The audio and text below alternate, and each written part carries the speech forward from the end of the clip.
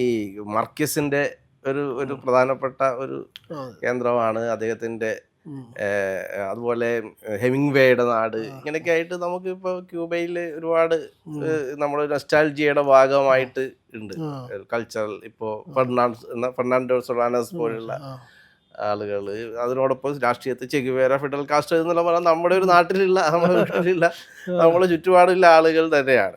അപ്പോൾ കേരളത്തിൽ നിന്ന് പോകുമ്പോൾ കേരളത്തിൻ്റെ ഈ ഒരു സാഹിത്യ സാംസ്കാരിക ബൗദ്ധിക അന്തരീക്ഷത്തിൽ നിന്നും, അതുപോലെ നമ്മുടെ കണ്ണൂർ പോലുള്ള ഗ്രാമീണ അന്തരീക്ഷത്തിൽ നിന്നും ചെഗുവേര നമ്മുടെ ഗ്രാമക്കാരനും നമ്മുടെ ചായക്കടയിലെ ഒരാളുമായിട്ട് തോന്നുന്ന തരത്തിലേക്ക് അവിടെ പോകുമ്പോഴുള്ള കൗതുകങ്ങളൊക്കെ എങ്ങനെയാണ്?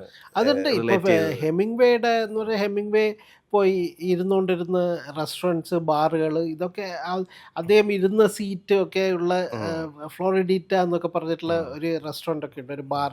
അവിടെയൊക്കെ ഞാൻ പോയിരുന്നു, പല സ്ഥലങ്ങളിലും പോയിരുന്നു. പിന്നെ നമ്മൾ ഈ ഇപ്പം ടൊബാക്കോ ഫാമിങ് ഏരിയ ഉണ്ട്, ആ സ്ഥലങ്ങളിൽ പോയി കഴിഞ്ഞാലാണ് ഈ പുസ്തകം വായിക്കുന്ന അവിടെ പല സ്ഥലങ്ങളിലെന്ന് പറഞ്ഞാൽ അവർ നോവലൊക്കെയാണ്.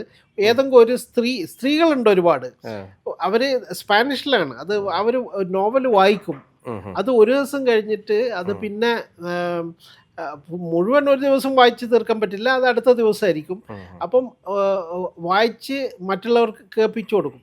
ഈ സംസ്കാരം എന്ന് പറഞ്ഞാൽ നമ്മളെ ഇവിടെ ദിനേശ് വീട്ടിയുടെ ഒക്കെ പഴയ സംസ്കാരം ഉണ്ടല്ലോ. പക്ഷേ ഇത് ഹോസെ മാർട്ടിയുടെ സമയത്ത് 19ാം നൂറ്റാണ്ട് ആ സമയത്ത് തന്നെ ഈ ഒരു സംഭവം ഈ ടൊബാക്കോ യൂണിറ്റ്സിൽ പണ്ടേ ഉണ്ടായിരുന്നു. അവർ ഇങ്ങനെ പല സംഭവങ്ങളും നമ്മൾ കാണുമെന്ന് ഒരു പിന്നെ ഒരു കമ്മ്യൂണിസം തന്നെയാണ്, ഒരു സോഷ്യലിസം തന്നെയാണ് നമ്മളെ അവരുമായിട്ട് ബന്ധപ്പെടുന്നത്. മാത്രമല്ല നമ്മൾ ഈ ഒരുപാട് ആളുകൾ കേരളത്തിൽ നിന്ന് ക്യൂബയിലേക്ക് പോയിട്ട് ക്യൂബയെ പറ്റിയിട്ട് എഴുതുകയും സംസാരിക്കുകയും പിന്നെ ക്യൂബൻ വിപ്ലവം എന്ന് പറഞ്ഞൊരു സംഭവം നമുക്ക് ഭയങ്കര ഫെമിലിയറാണ്.